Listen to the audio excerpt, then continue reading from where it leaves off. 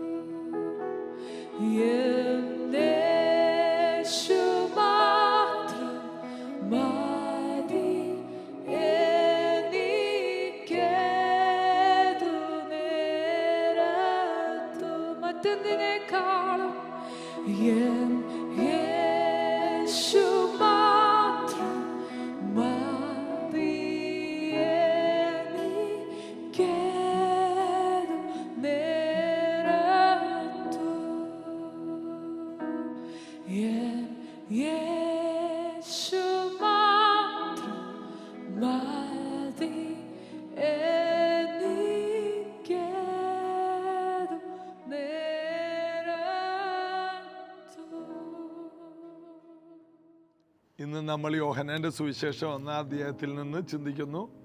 5 വാക്യങ്ങൾ നമ്മൾ 2 ദിവസം കൊണ്ട് ഏകദേശം ഒന്ന് മനസ്സിലാക്കി വരികയായിരുന്നു. വചനത്തിൽ ജീവനുണ്ട്, ജീവൻ മനുഷ്യരുടെ വെളിച്ചമാണ്. വെളിച്ചം വന്നപ്പോൾ ഇരുട്ടിനെ വെളിച്ചം കീഴ്പ്പെടുത്തി. ആ വെളിച്ചം ഇപ്പോൾ നമ്മിലാണ്. മഹത്വത്തിൻ്റെ പ്രത്യാശയായ ക്രിസ്തു ആകുന്ന വചനം നാം ഹൃദയം തുറന്നപ്പോൾ നമ്മിൽ വസിക്കുന്നു. നാം ലോകത്തിൻ്റെ വെളിച്ചമാണ്. ഇരുട്ടിന് നമ്മെ പിടിച്ചു വെക്കാൻ കഴിയില്ല. ഒന്നിനും നമ്മളെ പിടിച്ചു വെക്കാൻ കഴിയില്ല. നമ്മളെ തോൽപ്പിക്കാൻ ആർക്കും കഴിയില്ല. കാരണം നാം ക്രിസ്തുവിൽ വസിക്കുന്ന ജീവനുള്ള ദൈവത്തിൻ്റെ വെളിച്ചമാണ്. നമ്മിൽ ജീവനുണ്ട്, നമ്മിൽ വെളിച്ചമുണ്ട്, ഇരുട്ടിനെ മുഴുവൻ കീഴ്പ്പെടുത്താനുള്ള ശേഷിയുണ്ട്. ഇതാണ് യോഹന്നാൻ 1 തൊട്ട് 5 വരെയുള്ള ഭാഗങ്ങളിൽ 2 ദിവസമായിട്ട് നമ്മൾ ചിന്തിച്ചത്. ഇന്ന് 6-ാമത്തെ വാക്യം. ദൈവം അയച്ചിട്ട് ഒരു മനുഷ്യൻ വന്നു, അവന് യോഹന്നാൻ എന്ന് പേർ. അവൻ സാക്ഷ്യത്തിനായി താൻ മുഖാന്തരം എല്ലാവരും വിശ്വസിക്കേണ്ടതിന് വെളിച്ചത്തെക്കുറിച്ച് സാക്ഷ്യം പറയാൻ വന്നു. ഈ വെളിച്ചം ഈ ഭൂമിയിലേക്ക് മനുഷ്യനായി വരുന്നതിന് 6 മാസം മുമ്പ് പ്രായമുള്ള സെക്കരിയാവിന് എലിസബത്തിന് ഒരു മോൻ ജനിക്കുകയാണ്. ദേവാലയത്തിൽ വെച്ചൊരു ദൂതൻ ഇറങ്ങി വന്നിട്ട് പറഞ്ഞു, ഒരു മകൻ നിനക്ക് ജനിക്കും സെക്കരിയാവേ, നിന്റെ പ്രാർത്ഥനയ്ക്ക് ഉത്തരമായി ഒരു മകനെ നിന്റെ ഭാര്യ എലിസബത്ത് പ്രസവിക്കും. അവന് യോഹന്നാൻ എന്ന് പേരിടണം. അവന് വെളിച്ചത്തിന് സാക്ഷ്യം പറയാനുള്ളവനാണ്. അവൻ ദൈവത്തിൻ്റെ മുമ്പാകെ വലിയവനാകും. അവൻ യോഹന്നാൻ എന്ന് പേരിട്ട അവൻ ഏലിയാവിൻ്റെ ആത്മാവോടുകൂടി നടക്കും. ജനങ്ങളെ നീതിമാന്മാരുടെ ബോധത്തിലേക്കും സത്യത്തിലേക്കും തിരിക്കാൻ അവന് മുമ്പാകെ വഴിയൊരുക്കുന്നവനാണ്. വഴിയൊരുക്കുവാൻ, വചനത്തിന് വഴിയൊരുക്കുവാൻ ആര് വന്നു? യോഹന്നാൻ വന്നു. അപ്പോൾ നമുക്കും അതുപോലൊരു റോളുണ്ട്. വചനത്തിന് വഴിയൊരുക്കണം. വചനത്തിന് നിർബാധം കടന്നു വരാൻ, വചനത്തെ ചൂണ്ടിക്കാണിക്കാൻ ലോകത്തിൻ്റെ പാപം ചുമക്കുന്ന ദൈവത്തിൻ്റെ കുഞ്ഞാട് എന്ന ഒരു സത്യം ജനങ്ങളിലേക്ക് കൊണ്ടുവരാൻ യോഹന്നാന്റെ ഒരു ദൗത്യം ക്രിസ്തുവിൽ വസിക്കുന്ന നമുക്കും യേശുവിനെ ചൂണ്ടിക്കാണിക്കണം. യോഹന്നാനോട് പലരും ചോദിച്ചു, നീ ആരാണ്? ക്രിസ്തുവാണോ? അല്ല. നീ മറ്റേ പ്രവാചകനാണോ? അല്ല. പിന്നെ നീ ആരാണ്? ഞാൻ മരുഭൂമിയിൽ വിളിച്ചു പറയുന്നവൻ്റെ ശബ്ദം. ഞാൻ വേറെ ശബ്ദം മാത്രമാണ്. ഇന്ന് നിങ്ങളിത് കേൾക്കുമ്പോൾ നിങ്ങളും അറിയണം, ഞങ്ങളൊക്കെ വെറും ഒരു ശബ്ദം മാത്രമാണ്. ഞങ്ങളുടെ ജോലി അവൻ വളരണം, ഞങ്ങൾ കുറയണം. ഇതാണ് യോഹന്നാൻ പറഞ്ഞ വാക്ക്. അവൻ വളരണം, ഞങ്ങൾ കുറഞ്ഞു വരണം. അവൻ വളർന്നു വളർന്നു വരണം, ഞങ്ങൾ കുറഞ്ഞു കുറഞ്ഞു വരണം. എങ്ങനെയാണ് നമ്മൾ കുറയുന്നത്? നമ്മൾ കുറഞ്ഞു കുറഞ്ഞു വരുമ്പോഴല്ല യേശു വളർന്നു വളർന്നു വരുന്നത്. യേശു വളർന്നു വളർന്ന് നമ്മിൽ വളർന്നു വരുമ്പോൾ നമ്മൾ കുറഞ്ഞുകൊണ്ടിരിക്കും. നമ്മൾ കുറഞ്ഞു കുറഞ്ഞു വന്നതുകൊണ്ട് യേശു വളരണമെന്നില്ല. യേശു നമ്മിൽ ഓരോ മീറ്റിംഗ് കഴിയും തോറും വളരുകയാണ്. പൈതൽ വളർന്നു, ജ്ഞാനം നിറഞ്ഞു, ആത്മാവിൽ ബലപ്പെട്ടു. ഏത് പൈതൽ? ആദിയിൽ ദൈവത്തോടു കൂടെ ഉണ്ടായിരുന്നു, സകലത്തെ ഉളവാക്കിയ, ദൈവത്തോടു കൂടെ ഇരുന്ന് സകലത്തെ ഉളവാക്കിയ ആ വചനം ഇപ്പോൾ നമ്മിൽ വന്നിട്ട് നമ്മിൽ വളരാൻ വിട്ടുകൊടുക്കണം. ആ വളരുന്ന വചനത്തെ നാം എന്ത് ചെയ്യണം? യോഹന്നാനെ പോലെ ചൂണ്ടിക്കാണിക്കണം. ഇതാ ലോകത്തിൻ്റെ പാപത്തെ ചുമക്കുന്ന ദൈവത്തിൻ്റെ കുഞ്ഞാണ്. നമ്മിലുള്ള ക്രിസ്തുവിനെ മറ്റുള്ളവർക്ക് ചൂണ്ടിക്കാണിക്കണം. പൗലോസ് അപ്പോസ്തലൻ ഇങ്ങനെ പറഞ്ഞത്, ഈ ചങ്ങല ഒഴികെ സകലത്തിൽ നിങ്ങൾ എന്നെ പോലെയാകണം, ഞാൻ ക്രിസ്തുവിലാണ്. പത്രോസും യോഹന്നാനും ആ മുടന്തനോട് പറഞ്ഞു, ഞങ്ങളെ നോക്ക്. പൗലോസ് പറയുന്നു, ഈ ചങ്ങല ഒഴികെ എന്നെ പോലെയാകണം. നിങ്ങൾക്ക് ചങ്ങല വേണ്ട, എന്നാൽ എന്നിലുള്ള ക്രിസ്തുവിനെ നിങ്ങൾക്ക് വേണം. ചൂണ്ടിക്കാണിക്കുക എന്നുള്ളത് യോഹന്നാൻ ചൂണ്ടിക്കാണിച്ച ദൂരേക്കാണെങ്കിൽ, യേശുവിനെ സ്വീകരിച്ചവർ ചൂണ്ടിക്കാണിക്കേണ്ടത് ഇങ്ങോട്ടാ, എന്നെ നോക്ക്. ഇത് പറയൽ ഇത്തിരി പാടാണ് അല്ലേ? ജീവിക്കാൻ കഴിയും, കാരണം അവനിൽ ജീവനുണ്ട്. ആ ജീവൻ നമ്മിൽ വന്നാൽ പിന്നീട് ജീവിക്കുന്നത് നമ്മളല്ലല്ലോ, ക്രിസ്തു നമ്മിൽ ജീവിക്കുമ്പോൾ ഇതെല്ലാം എളുപ്പമാകും. നമ്മൾ ജീവിക്കാൻ ശ്രമിക്കുമ്പോൾ മുഴുവൻ പരാജയപ്പെടും. നമ്മൾ ജീവിക്കണ്ട, നമ്മിൽ യേശു ജീവിക്കട്ടെ. അതായത് വീണ്ടും ജനിച്ച ഒരു ദൈവ പൈതൽ അറിയേണ്ട സത്യം, നമ്മൾ ജീവിക്കാൻ കിടന്ന് ബന്ധപ്പെടരുത്. യേശു വളർന്ന് യേശു നമ്മിൽ ജീവിക്കണം, യേശു നമ്മിൽ നടക്കണം, യേശു നമ്മിലൂടെ നോക്കണം, യേശു നമ്മിലൂടെ തൊടണം, യേശു നമ്മിലൂടെ സംസാരിക്കണം. ഈ ഒരു അളവിലേക്ക് നാം വളർന്നു വന്നാൽ, നമ്മിലെ ഞാൻ കുറഞ്ഞു പോയാൽ, ആയിരക്കണക്കിന് ജനങ്ങൾ നമ്മിലുള്ള യേശുവിനെ അറിയും, യേശുവിനെ തൊടും, യേശുവിൽ ജീവിക്കും. നമ്മൾ ഇന്ന് അറിയേണ്ട ഒരു സത്യം, നമ്മൾ എന്ന വ്യക്തി ഇല്ലാണ്ടാകണം. നമ്മെ ഇനി ലോകം കാണരുത്. നമ്മുടെ പുറമേയുള്ള ശരീരം കാണുമ്പോൾ എല്ലാവരും നമ്മുടെ പേരിൽ തന്നെയാണ്, നമ്മുടെ ID ആണ്, ആധാറിൽ നമ്മുടെ ഫോട്ടോയാണ്. ശരിയാ, നമ്മുടെ രൂപത്തിൽ യേശു വെളിപ്പെടണം. അതാണ് ശരിയായ അർത്ഥം. നമ്മുടെ ഈ ശരീര ഷേപ്പിൽ യേശു പുറത്തേക്ക് വരണം. ഈ ഒരു സത്യം നമ്മുടെ ജീവിതത്തിലേക്ക് വളർന്നു വരാൻ, യേശുവിനെ വളരാൻ നമ്മൾ അനുവദിച്ചാൽ, നമ്മിൽ ഒരു സിംഹം ഉറങ്ങുന്നുണ്ട്, ആ സിംഹം ഒന്ന് ഉണരാൻ അനുവദിച്ചാൽ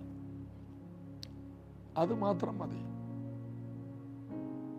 ആ സിംഹത്തെ ഒന്ന് തുറന്നു വിട്ടാൽ മതി.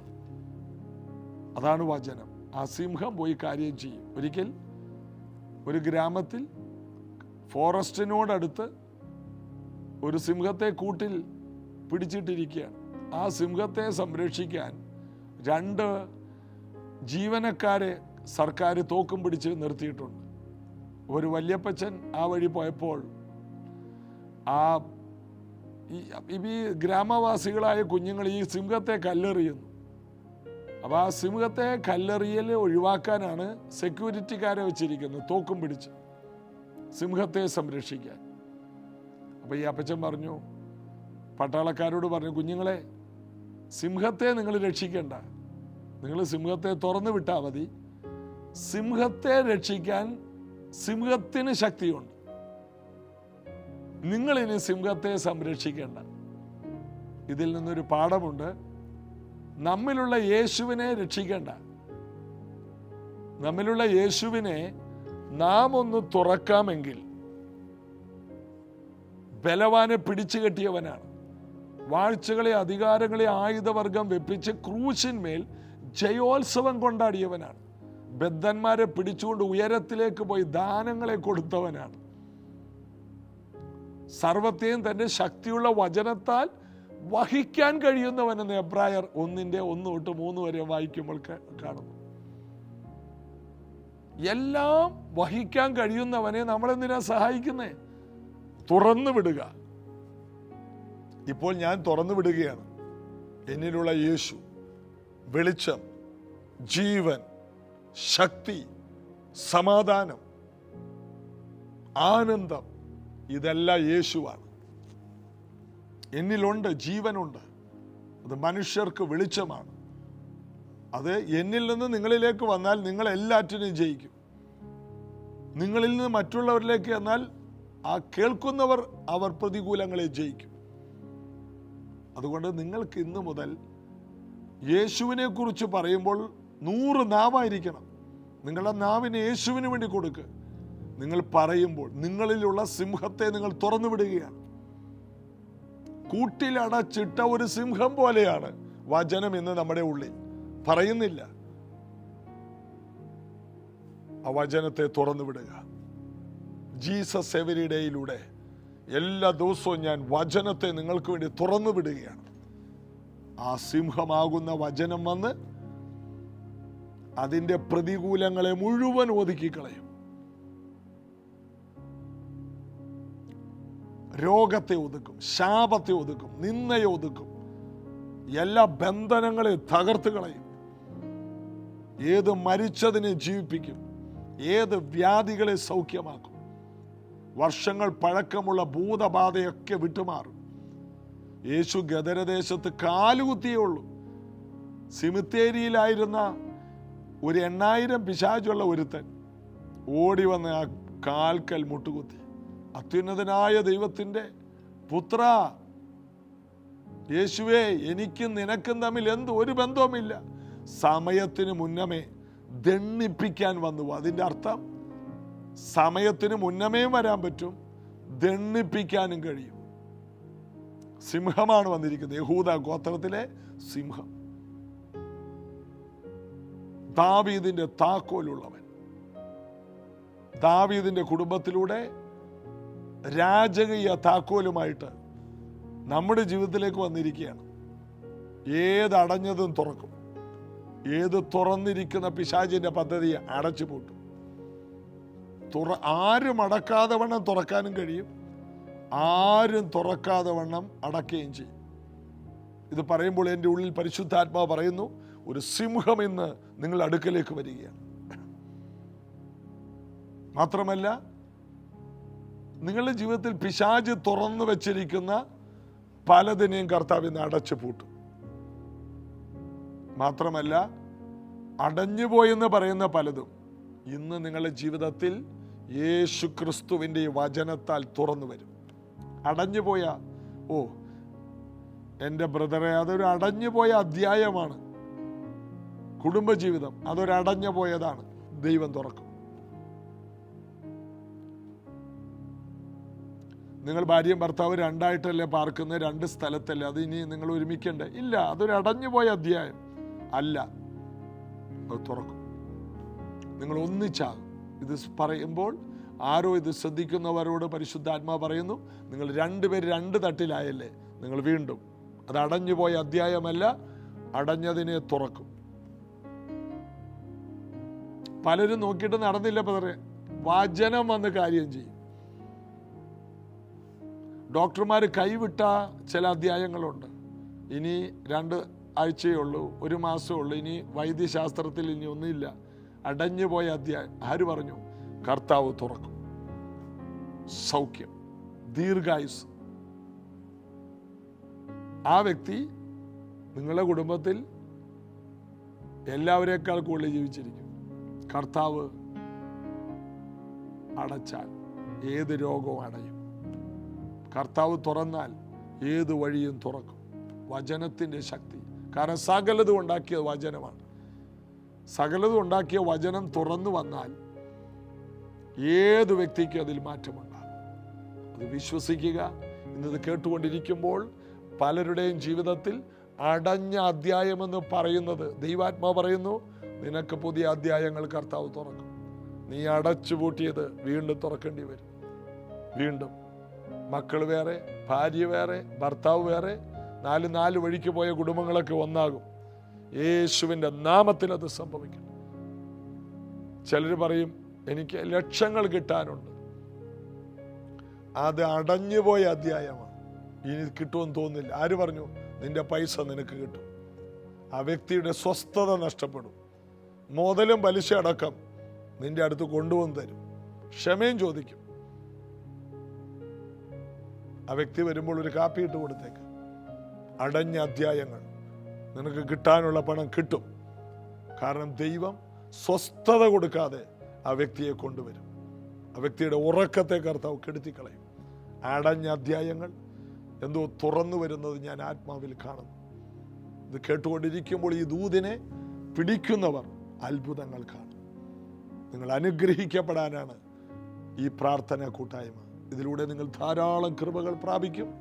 പ്രാർത്ഥിക്കാം. യേശുവിൻ നാമത്തിൽ ഈ മക്കൾക്ക് അടഞ്ഞ അധ്യായങ്ങൾ തുറന്നു വരട്ടെ. പിശാച് തുറന്നു വച്ചിരിക്കുന്നതിനെല്ലാം ഞങ്ങൾ അടച്ചുപൂട്ടുന്നു. ഞങ്ങളുടെ കയ്യിൽ ഈ താക്കോല് തന്നതിനായി സ്തോത്രം. ഞങ്ങളിലുള്ള യേശു രാജാവായി സിംഹമായി പുറത്തേക്ക് ചെന്ന് പ്രതികൂലങ്ങളെ തകർത്തെറിയുന്നതിനായി സ്തോത്രം. ഈ വചനത്തിൻ്റെ ശക്തി ജനങ്ങൾക്ക് വിടുതലാകട്ടെ. സൗഖ്യങ്ങൾ നടക്കട്ടെ. വാതിലുകൾ തുറക്കട്ടെ. വഴികൾ തുറക്കട്ടെ. അത്ഭുതങ്ങൾ നടക്കട്ടെ.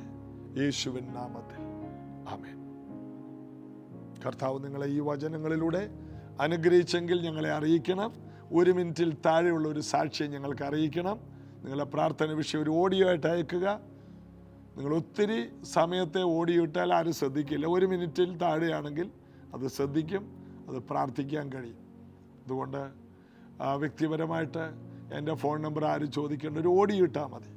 അത് ഈ ഗ്രൂപ്പിൽ പ്രെയർ ഗ്രൂപ്പ് എനിക്ക് ഇട്ട് തരുന്നതാണ്. അതിൽ ചിലർക്കുള്ള ഓഡിയോ ഞാൻ അവർക്ക് ഇട്ട് കൊടുക്കും. അത് അവർ നിങ്ങൾക്ക് തരും.